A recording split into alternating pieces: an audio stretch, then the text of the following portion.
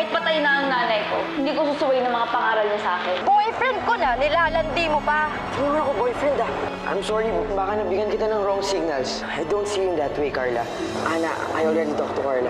Hindi ka na niya aawain kasi wala naman talagang rason eh. Mas makakabuti siguro kung mag-iwasan na lang tayo. Si Nina, bumigay na rin. Kahit kay Lola, ayaw niyang sabihin yung rason. Alam mo ba kung ano yung isa pagkakaibang nangyari? Si Tito Abel, yung pinubog kanina sa labas. Yung tatay-tatayan ni Nina. Uncle, sa tingin ko kasi sinubukang molestyahin ni Lucas si Nina. Oh my God! Call Attorney Contreras. Nang magbayad ang Lucas na yan. Sir Nan, bago tayo gumalaw, we need Nina's position on this. Kausapin muna natin siya. Carmela, hindi pwedeng wala tayong gawin. Minor de edad si Nina. I know that, pero hindi niyo ba naisip how hard this is going to be for her? Pag natuloy ito sa korte, even the police will need her testimony. Masasaktan si Nina na ikwento kung ano ba nang nangyari sa kanya.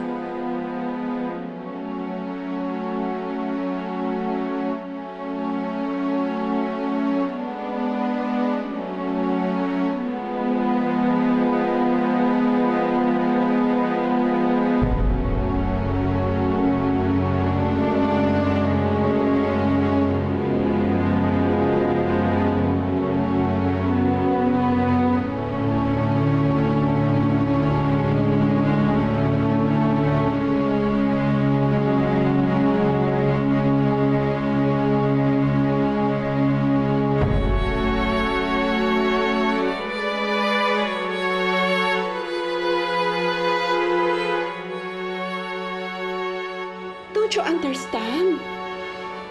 Masakit na sa kanya yung nangyari. Kailangan kausapin muna natin siya. She needs to be prepared for whatever might happen.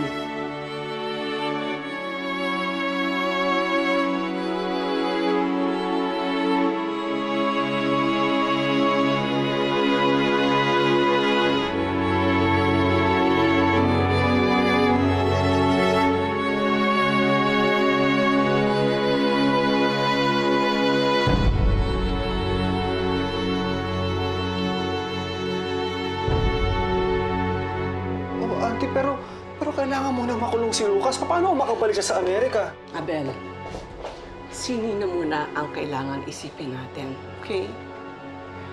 Ayoko nang dagdagan pa ang pain niya. Lucas tried to force himself on her once at na-traumatize yung bata. Ayoko pati tayo pipilitin natin siya. Ayoko maging katulad tayo ni Lucas kung kailan lumalapit ang loob ng bata sa atin. Ayoko mawala yun. Don't you see? I was able to talk to my good friend. Head siya ng isang center for abused women. Ang sabi niya, most abused women, nahihiya silang magsalita, maski yung mga naharas. Kasi in the end, sila ang nasisisi sa nangyari. So they choose to shut up and just forget about what happened to them. Although I realize Nina has to really talk. Kailangan mailabas niya ito at hindi siya dapat mahiya. Kailangan mailabas niya ang katotohanan eventually. But for now, she needs our help emotionally. Kailangan suportahan muna natin siya. O ngayon, kailangan natin siyang ipakonsult sa psychiatrist para madali siyang makarecover sa trauma ito.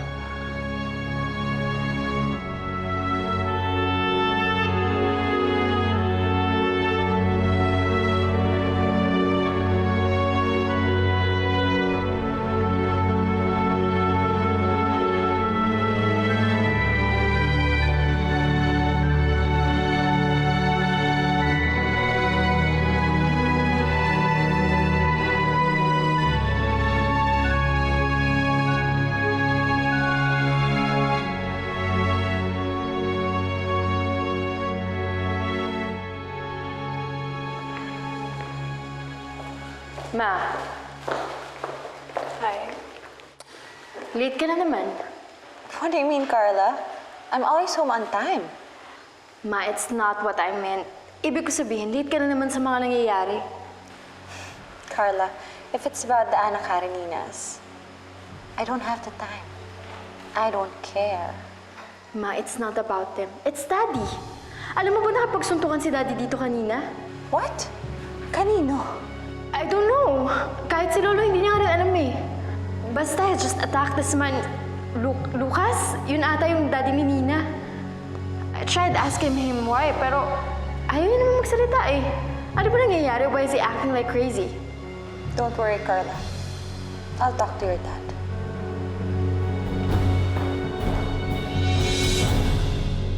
Sa lalong madaling panahon, patatawagan ko yung kaibigan ko na expert sa ganitong kaso. Kailangan ni Nina ng psychiatrist. No. Hindi ko kailangan ng psychiatrist.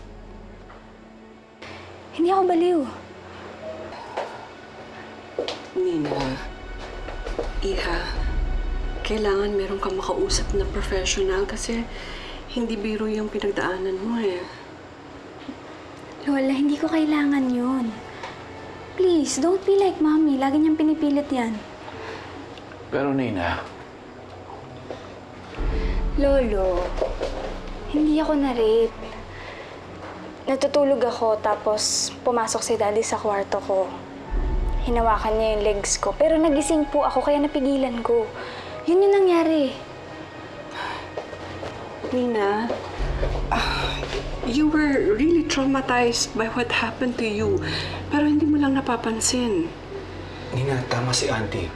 Siguro yun yung reason kung bakit aloof tsaka cold ka sa ibang tao. That's why siguro distant ka sa mga lalaki. No. Cold and aloof ako kasi yun yung kinilala kong parents. Cold and aloof. Lagi silang wala eh. Lola, okay lang ako, promise. Nina, Lolo, hindi po ako magpapatingin sa psychiatrist. Hindi ako scarred and I'm really not affected at all about sa nangyari. At hindi rin ako in denial.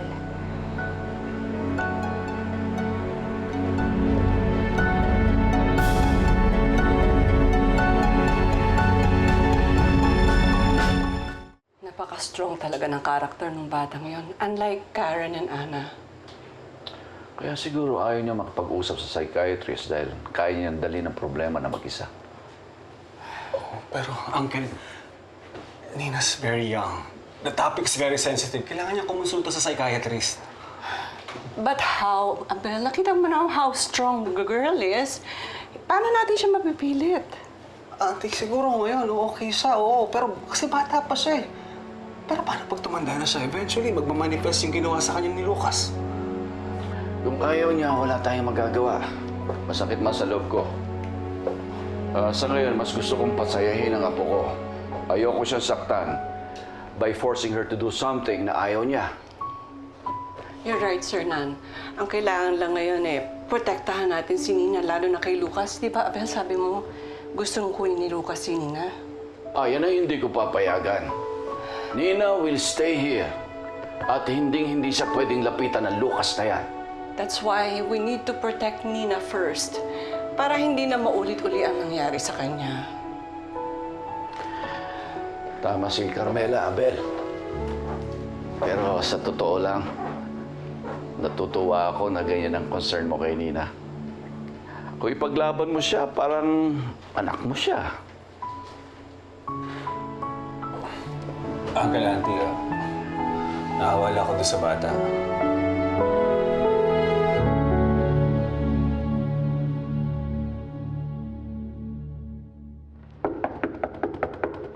Nina? Nina, kami to ni Karen.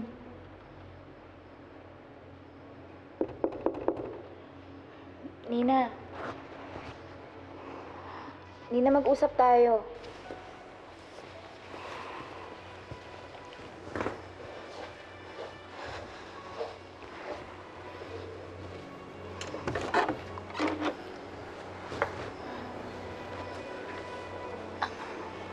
Anong problema? Karen, bukas na lang ha. Napagod kasi ako eh. Ha? Teka, kausapin mo kami.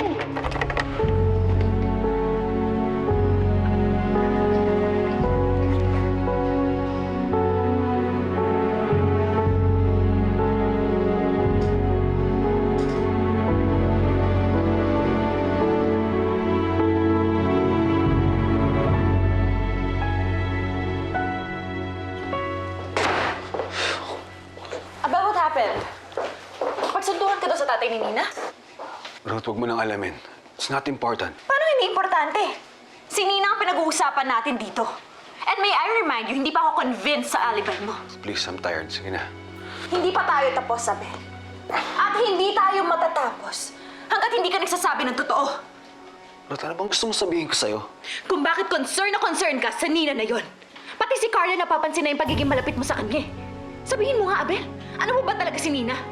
Ruth, kung ano man yung iniisip mo, mali yun. Mali? Really? Paano mo mapapatunayan na mali yung iniisip ko? Sige na, tama na, please. Magpakalalaki ka naman. Aminin mo na ang totoo. Dahil kung hindi ka magsasalita, kung hindi mo anak si Nina, ano mo siya? Mistress? A young mistress? Ang dami mong mag-isip. Ha?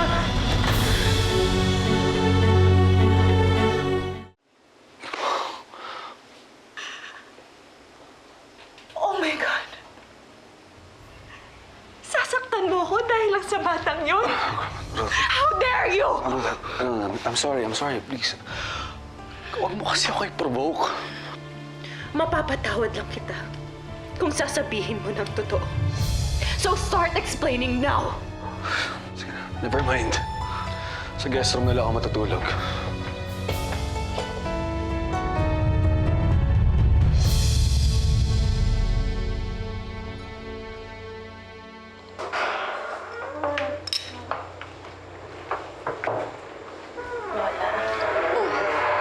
Ba't gising pa kayo dalawa?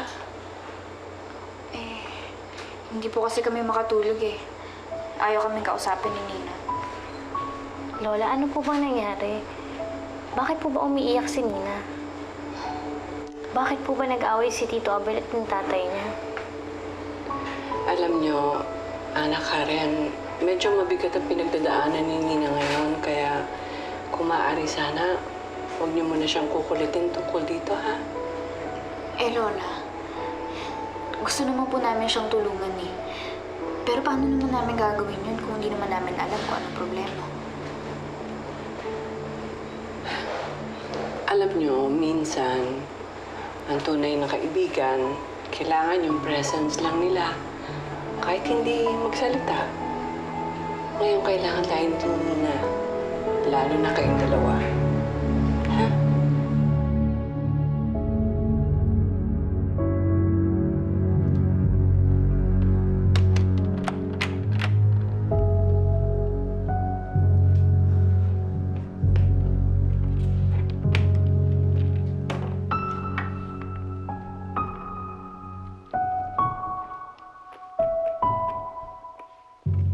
Bigla tuloy ako napaisip sa nangyari.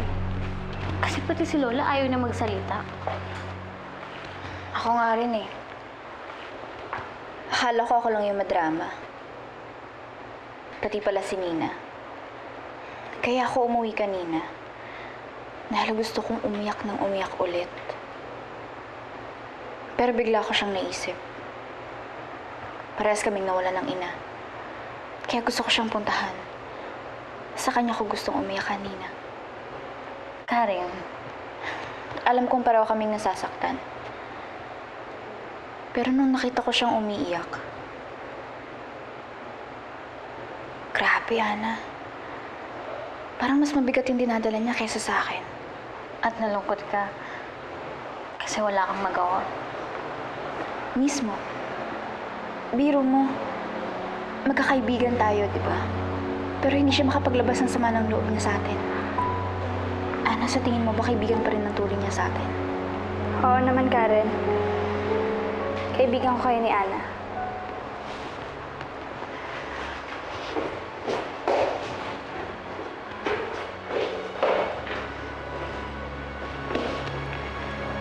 Kayong dalawa lang yung totoo kong kaibigan.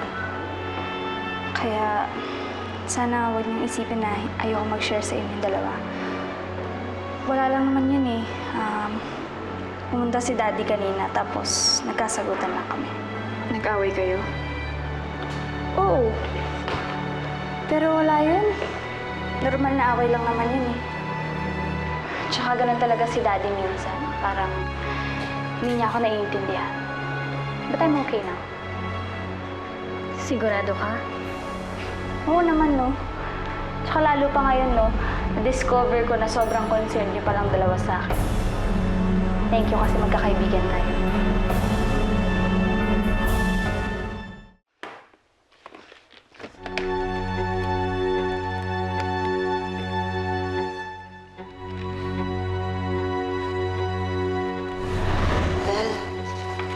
What's that?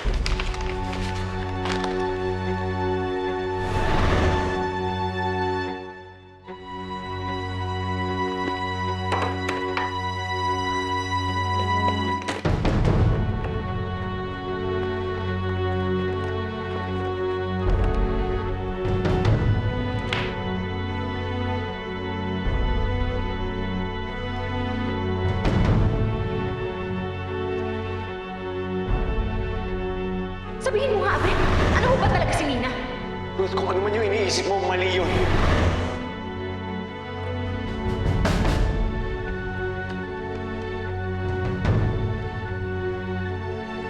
Kung hindi mo anak si Nina, ano mo siya? A young mistress? Ang dumi mong mag-isip. Ha?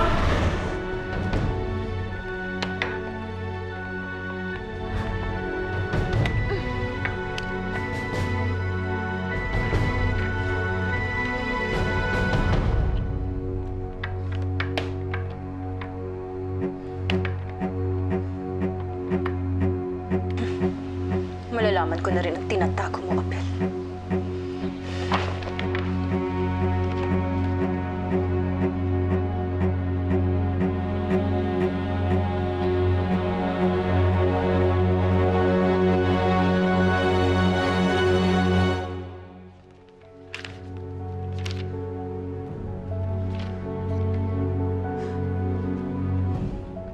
Akala ko naman kung ano.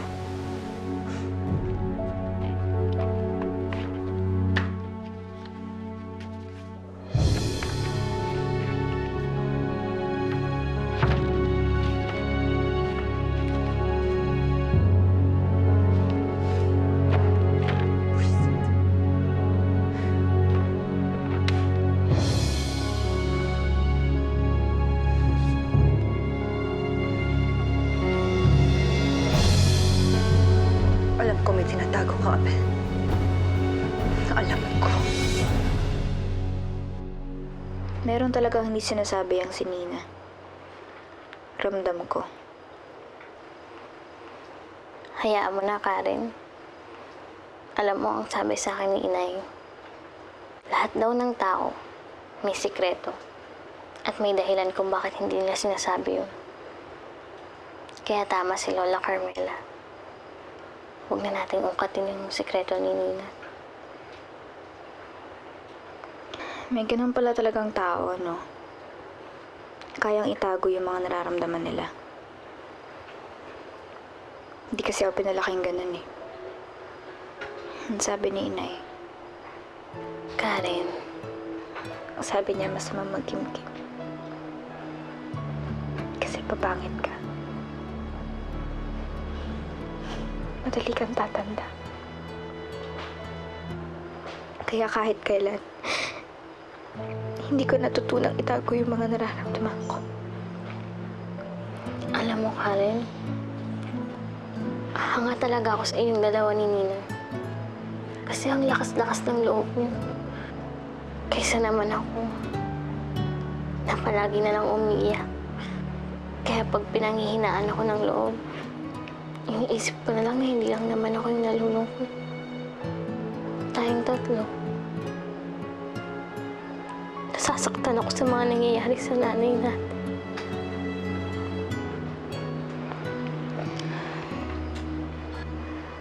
Siguro ngayon ang dahilan kung bakit umiyak si Nina. Baka na-miss niya yung nanay niya. Parang tayo.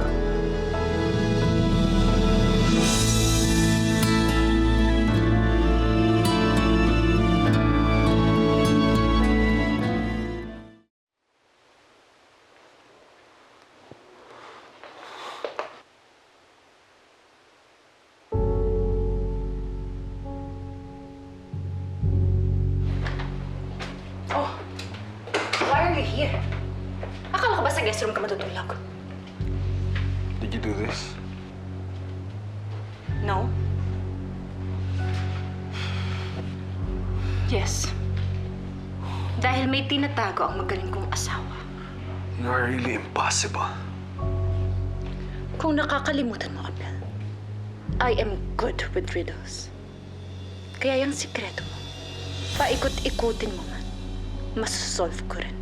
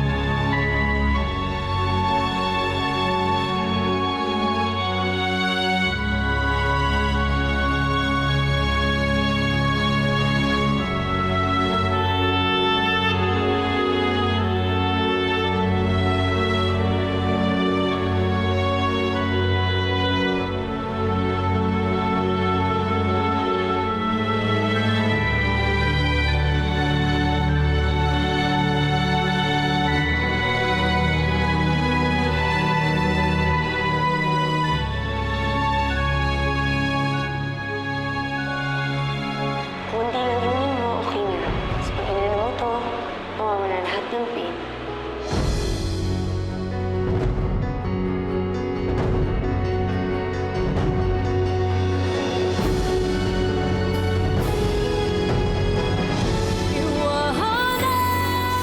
Basta kailangan mo ng tulong. Dito lang ako. Sana kayo na lang po yung nakaampon sa akin. Sana kayo na lang yung naging daddy ko. Sige po, alis na po ako. Imagine that emo girl na ayaw magpahawak. Hinalikan sa pisngi ang asawa. Naglalaro lang naman sa isipan ko na kabit mo si Nina. Might as well malaman niyo na rin yung totoo. Si daddy, he tried to molest me. Ha?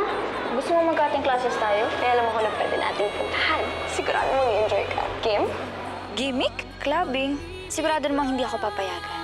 Eh, di tumakas ka. Si Abel, is very protective of Nina. Parang nung araw kay Maggie. Di ba may gusto si Abel kay Maggie dati? Pero meron na siyang Ruth noon. Eto bang hinahanap mo, my dear husband? Ang DNA test results. Anak mo ba si Nina? Did you sleep with Maggie?